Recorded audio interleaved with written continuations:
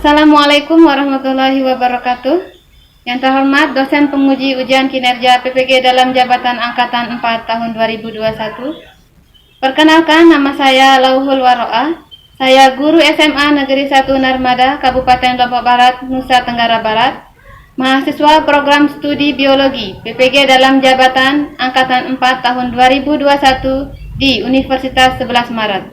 Dengan mengambil pokok bahasan 3.5 Sistem Gerak pada Manusia, sub pokok bahasan persendian. Pada hari ini Senin 6 Desember 2021, saya akan praktik mengajar untuk memenuhi ujian kinerja tahun 2021, dan ini kartu peserta saya. Selamat menyaksikan.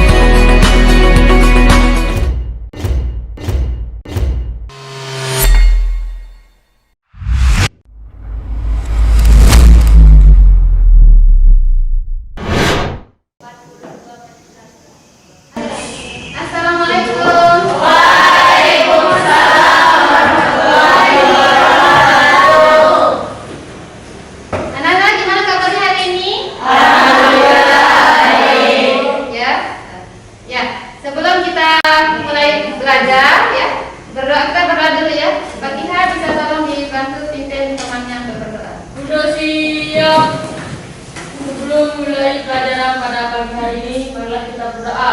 Berdoa mulai.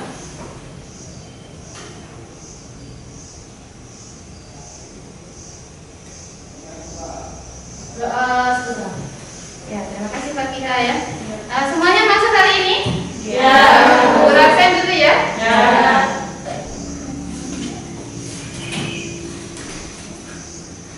Pak Kiha Kusna. Hadir. Dwi Wanda. Hadir.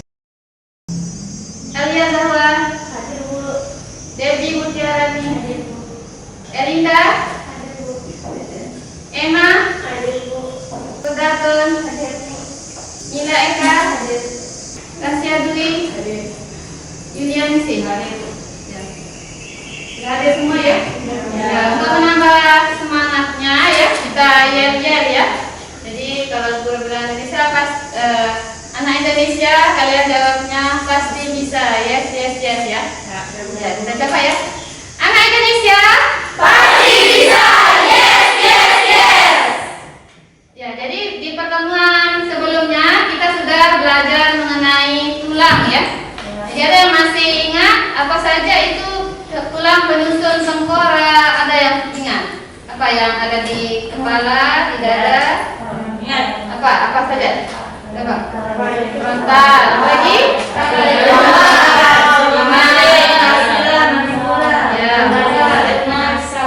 Ya.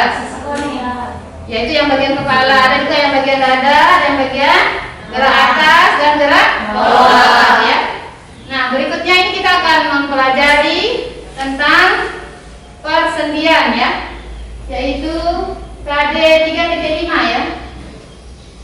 Menganalisis hubungan antara struktur jaringan penyusun organ pada sistem gerak dalam kaitannya dengan bioproses dan gangguan fungsi yang dapat terjadi pada sistem gerak manusia. Nah, di sini KD yang akan kalian pelajari adalah tentang persendian ya. 3.5, yaitu yang pertama adalah tentang menganalisis ya. Menganalisis adalah proses pembentukan tulang ya.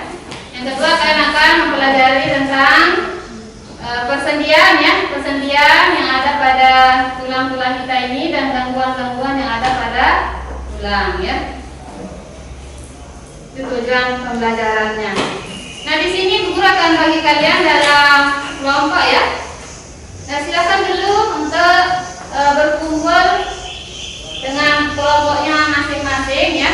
Yaitu absen 1 sampai 5, 5 sampai 10 ya, dan berikutnya. Ya, silakan dibentuk anggota kelompoknya. Yang masih kurang boleh maju ke depan ya.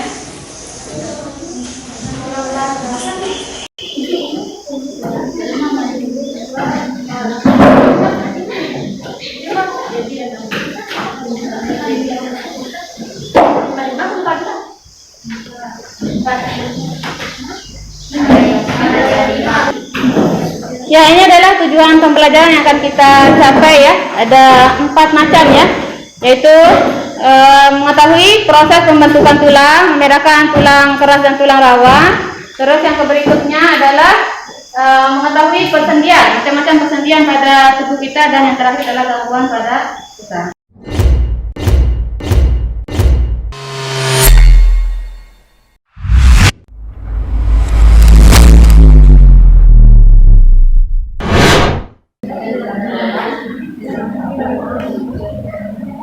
Ya, sebelum kita memulai presentasi, kita perhatikan dulu video berikut ini ya.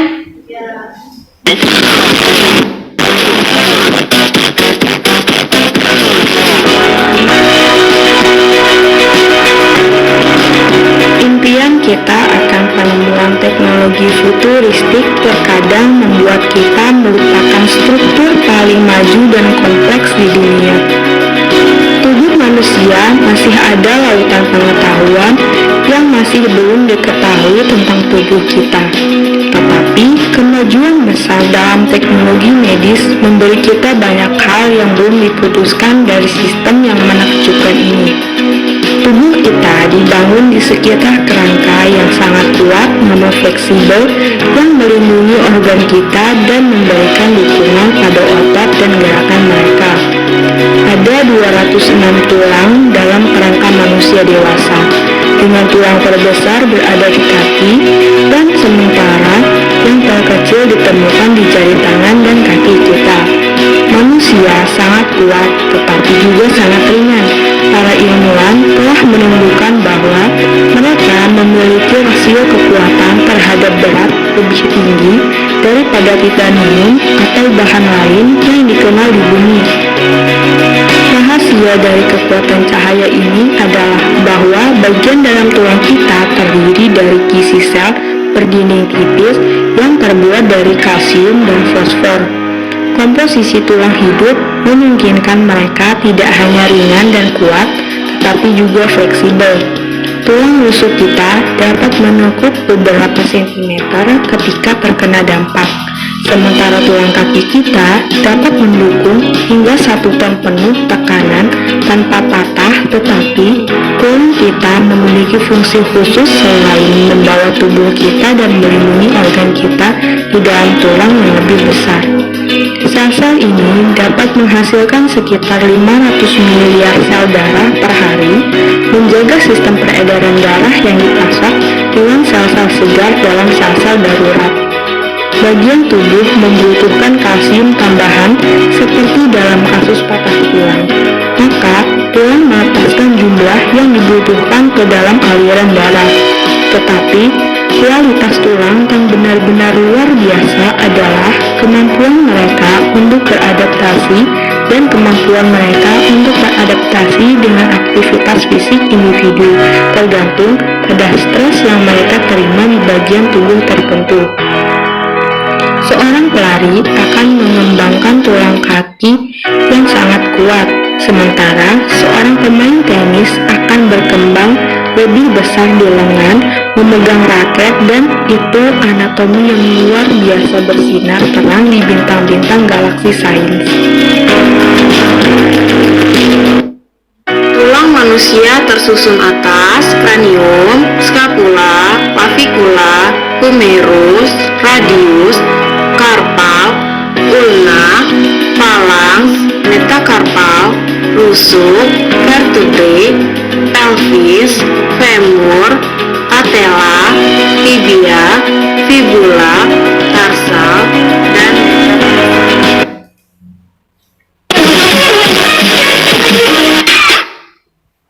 ya.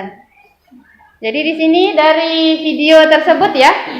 Jadi tulang itu adalah alat gerak aktif dan pasif. Kira-kira yang mana yang aktif? Apakah tulang atau otot?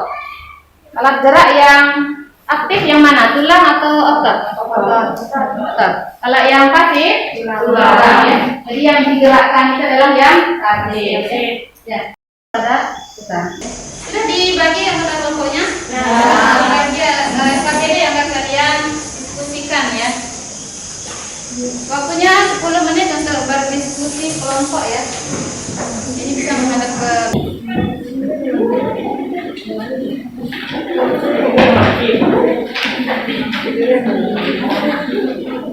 ini dong.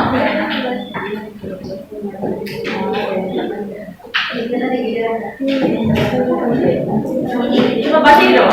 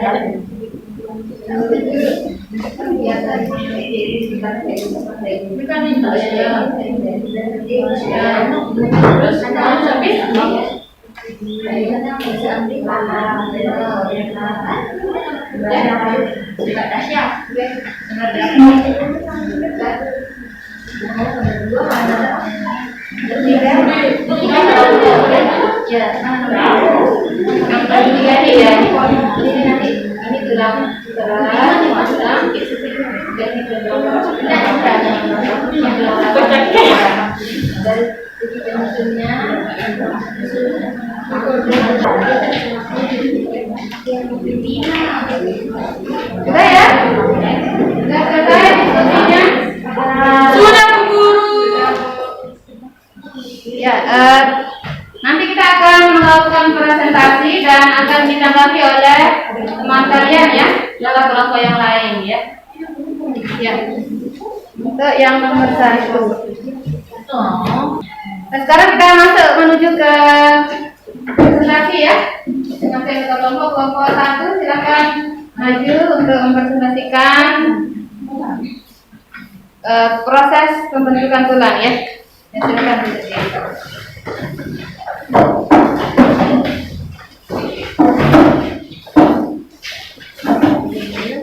Seperti biasa ya, ada moderatornya, salam, terus dipresentasikan bagiannya masing-masing.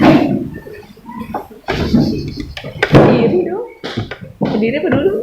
Moderatornya. Boleh pada saat presentasi. Berdiri. Moderator. Ini moderator siapa? Assalamualaikum warahmatullahi wabarakatuh. Waalaikumsalam warahmatullahi wabarakatuh. Kami dari kelompok 1 akan mempresentasikan kelompok kami. Silakan Tasya. Perhatikan dan amatilah gambar proses pembentukan tulang di bawah ini. Berdasarkan gambar tulang tersebut, jelaskanlah proses pembentukan tulang pada manusia. A. Leher tulang terbentuk di sekitar kartilago hyalin. B.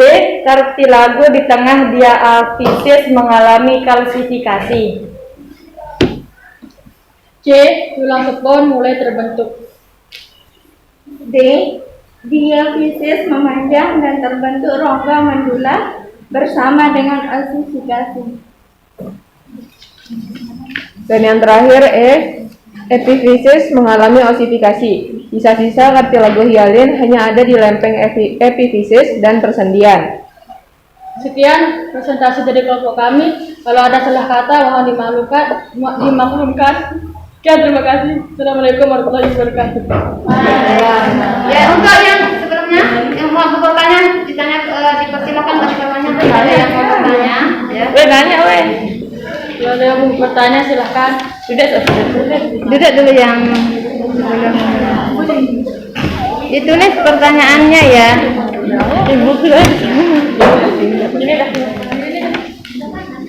Ayo, nanya nih.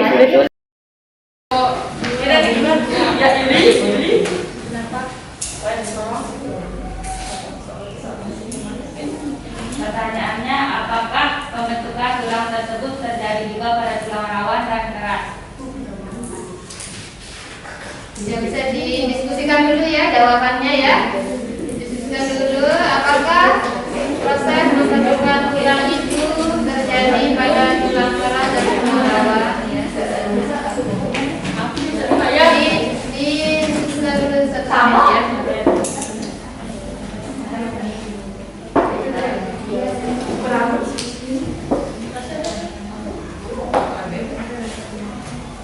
Ya, pertanyaannya saya terima. Silahkan Anda menjawab.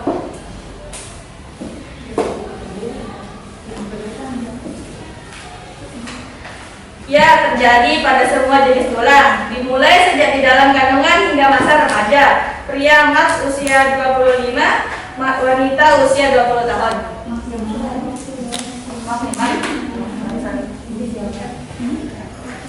Ya. Ada lagi yang mau tanya? Ya, ini jadi proses pembentukan tulang itu ya pada laki-laki lebih lama ya.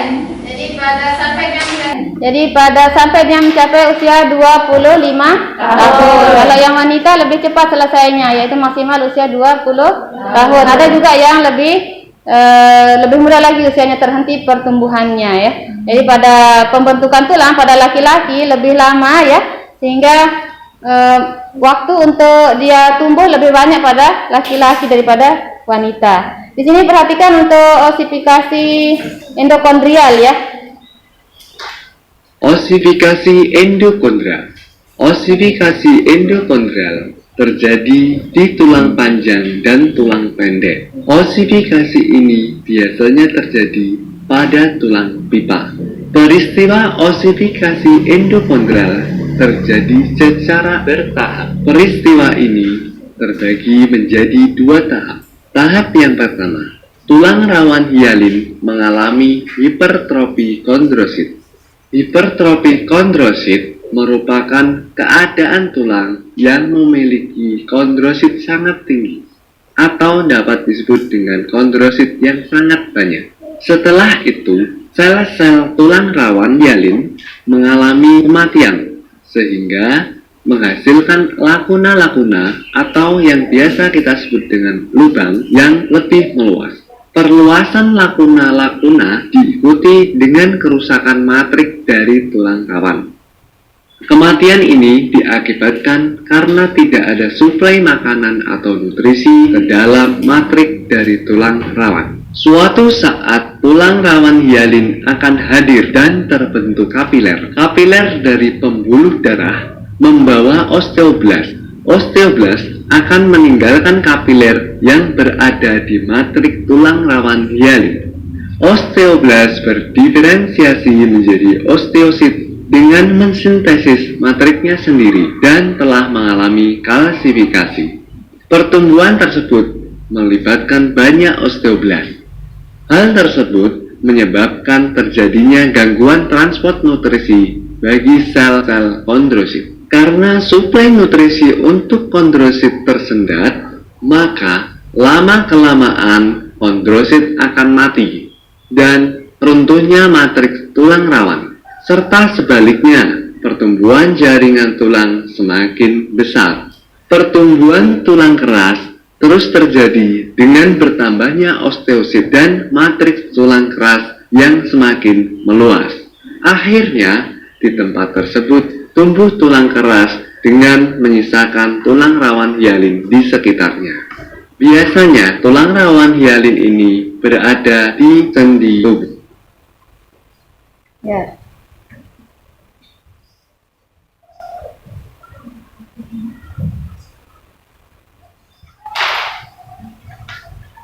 Ya, itu ya mengenai proses pembentukan tulang ya.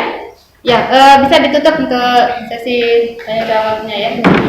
Terima kasih atas pertanyaannya semua. Sekian, terima kasih. Wassalamualaikum warahmatullahi wabarakatuh. Assalamualaikum warahmatullahi wabarakatuh.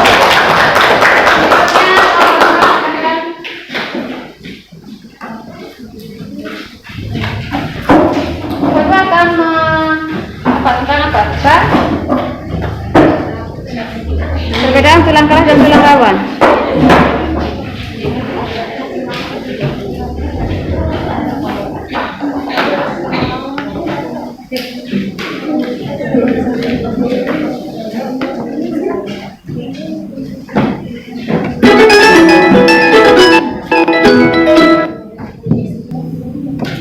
Assalamualaikum warahmatullahi wabarakatuh.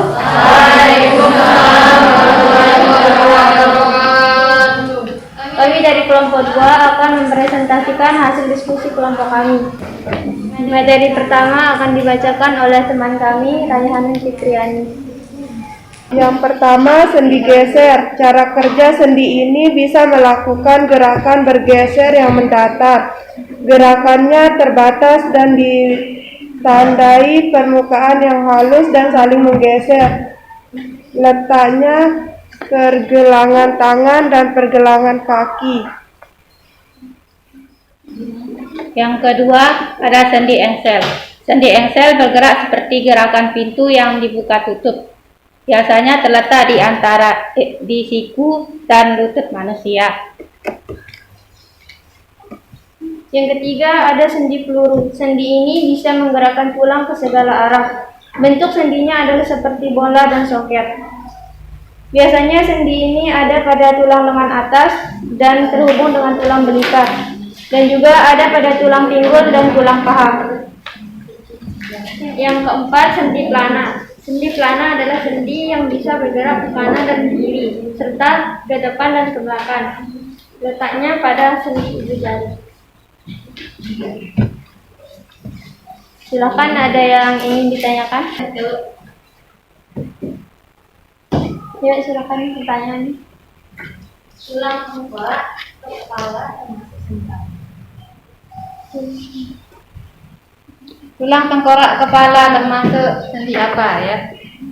Ya, jika sudah menemukan jawabannya bisa langsung jawab. Oke, jadi pertanyaan tadi itu tulang tengkorak kepala termasuk sendi apa? Oke. Tulang tengkorak kepala itu termasuk sendi mati yang tidak memungkinkan pergerakan. Ya, jadi dulunya tulang tengkorak kepala itu kan dia berpisah ya. Pada saat baru lahir itu berpisah. Nah, lama kelamaan terjadi penutupan ya di bagian tulang tengkorak kepala sehingga terjadi sendi mati. Namanya dulunya dia berpisah, kalau sekarang sudah tertutup. Itu yang dinamakan sendi mati. Terdapat pada sutura ya, pada tengkorak kepala. Ya, ada lagi pertanyaan mungkin yang lain? Silakan, yang lain ada yang ingin ditanyakan lagi? Ada. Sekian dari kelompok kami. Apabila ada kesalahan dan kekurangan mohon dimaklumi. Assalamualaikum warahmatullahi wabarakatuh. Waalaikumsalam warahmatullahi wabarakatuh. Ya, tepuk tangan untuk kelompok 2 ya. Ya, jadi di sana ada sendi geser ya, sendi geser, sendi engsel, apa lagi? Sendi di bagian ini ya, bagian lengan ya, dan sendi pelana. Sendi pelana itu di bagian jempol, karena dia seperti pelana kuda ya. Jadi jempol seperti pelana kuda. Untuk yang berikutnya kelompok 3. Kelompok 3 silakan maju.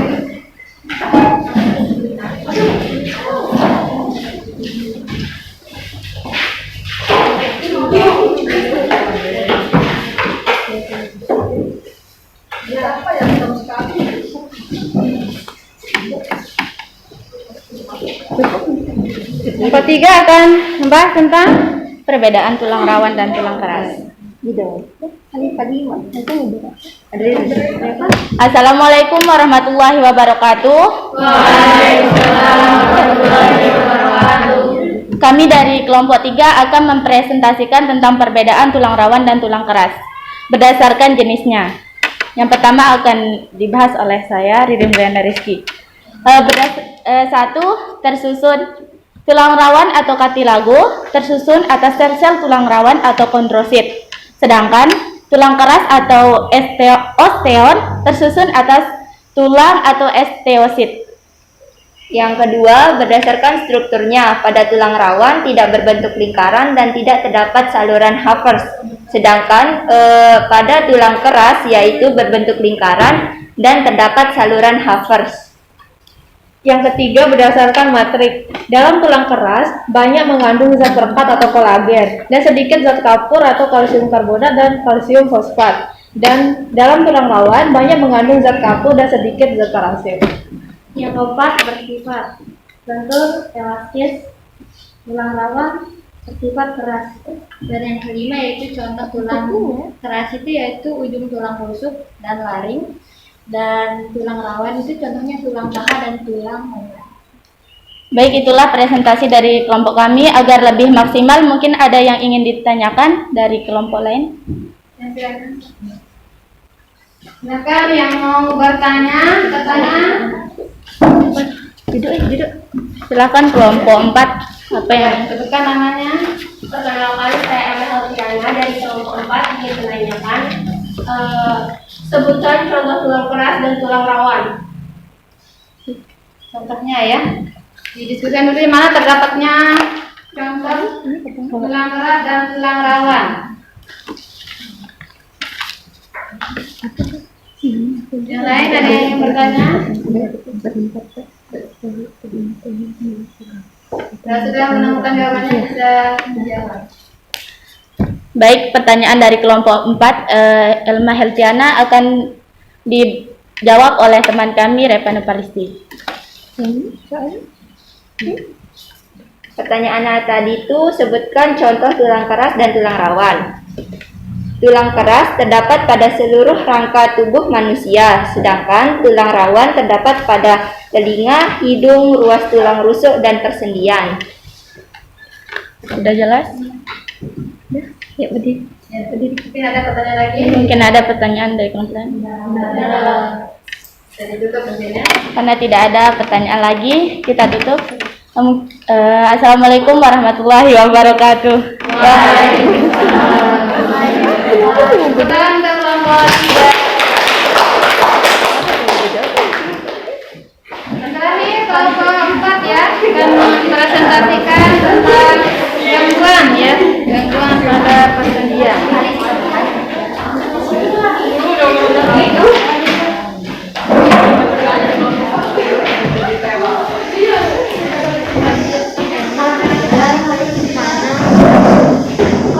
Aku dulu.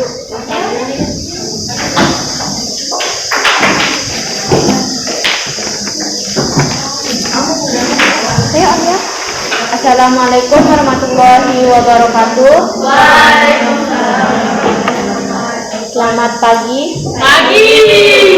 Kami dari kelompok 4 akan mempresentasikan hasil diskusi dari kelompok kami, yaitu tentang gangguan persendian pada otot manusia. Yang pertama akan dibacakan oleh teman kami, Emma Heltiana.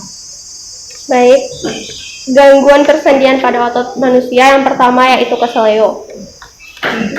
Keseleo disebabkan oleh cedera yang terjadi pada ligamen, otot, atau jaringan ikat yang menghubungkan otot dan tulang atau tendon.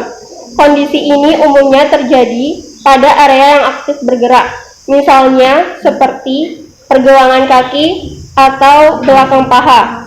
Adapun cara pengobatannya yaitu yang pertama dengan urut, yang kedua dengan pemberian obat anti nyeri, dan yang ketiga dengan terapi fisik. Yang kedua, dislokasi.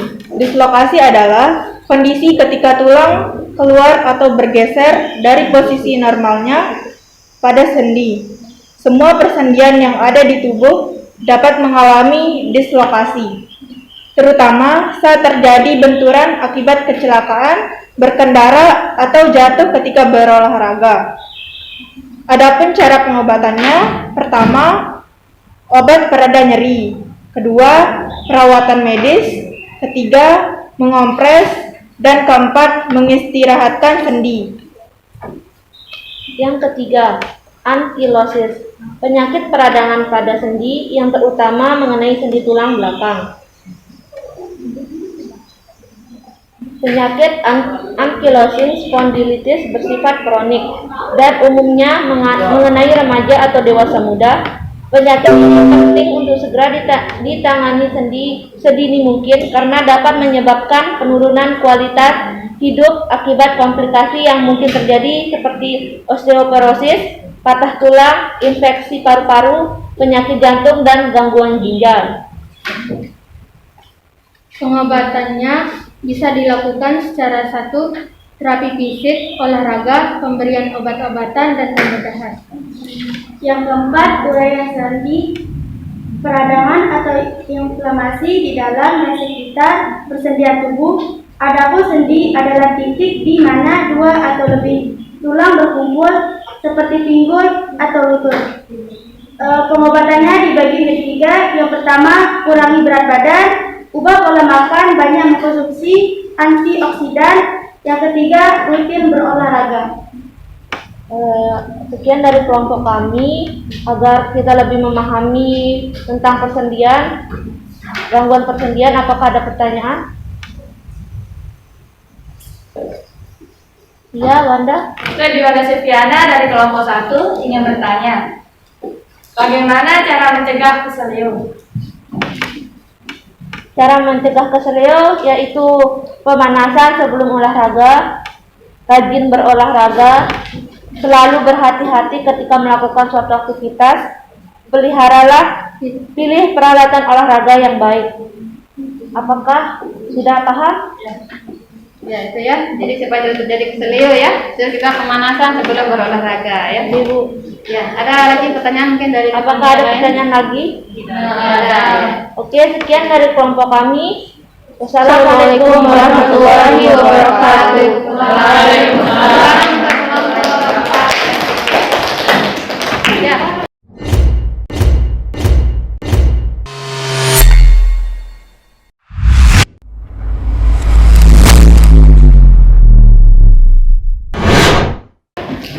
Untuk lebih memahami materi gangguan persendian, di sini saya akan memberikan penguatan materi yaitu tentang gangguan pada sendi ya. Perhatikan video berikut ini ya. Apa? Hujan lagi? Aduh. Lokasi ini yaitu gangguan di mana adanya pergeseran tulang penyusun.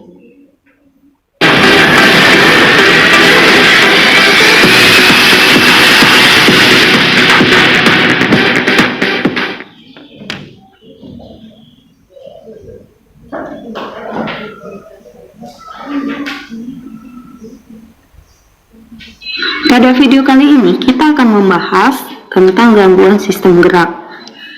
Gangguan sistem gerak ini seperti sudah saya sampaikan sebelumnya ya, ada 3, gangguan pada tulang, gangguan pada sendi, dan juga gangguan pada otot. Pada video kali ini kita akan bahas tentang gangguan pada sendi. Gangguan pada sendi terdiri atas beberapa jenis. Oke, yang pertama adalah terkilir ataupun kesleo. Terkilir ataupun kesleo merupakan gangguan sendi itu diakibatkan karena gerakan yang tidak biasa ataupun gerakan yang dipaksakan atau bergerak secara tiba-tiba. Terkilir ini dapat menyebabkan memar, bengkak, serta menyebabkan rasa sakit. Oke, kalian sudah pasti ya pernah merasakan terkilir ataupun kesleo. Gangguan pada sendi yang selanjutnya ada dislokasi. Dislokasi ini yaitu gangguan di mana adanya pergeseran tulang penyusun sendi dari posisi normal.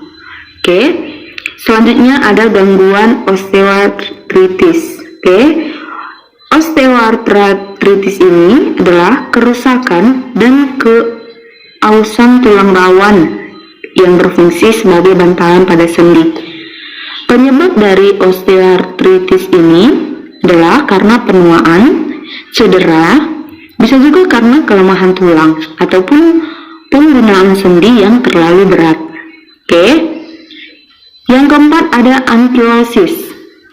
Kelainan pada sendi ataupun gangguan pada sendi, ankilosis ini yaitu di mana sendi itu tidak dapat digerakkan dan ujung-ujung antar tulang itu terasa bersatu ataupun kaku, ya.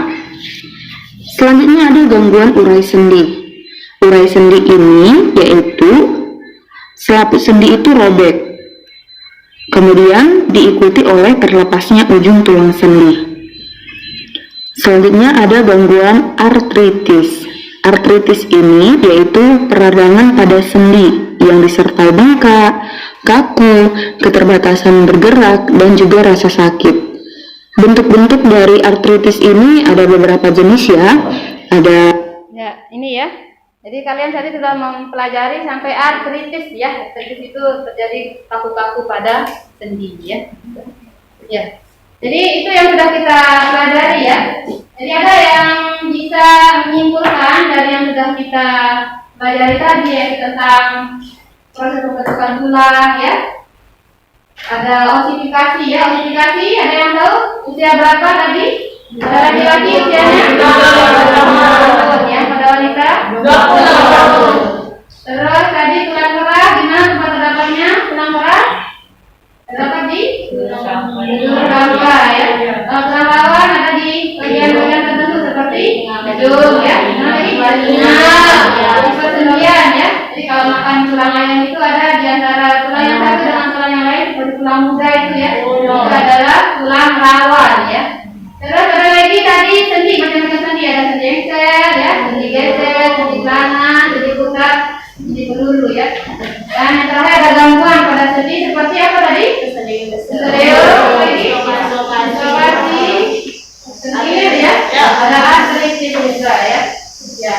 Dan untuk yang pertemuan berikutnya kita akan pelajari tentang otot ya. Kalian pelajari tentang otot ya. Nanti kita akan melakukan diskusi lagi ya. Ada pertanyaan sebelum kita mengakhiri? Ada ya. Ya sebelum kita mengakhiri pembelajaran kita tutup dengan berdoa ya. Iya silakan dipimpin namanya.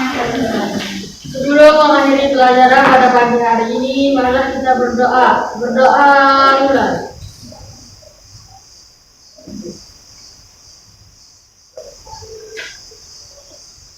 Berdoa selesai. Ya, terima kasih atas waktunya ya. Assalamualaikum warahmatullahi wabarakatuh. Waalaikumsalam warahmatullahi wabarakatuh.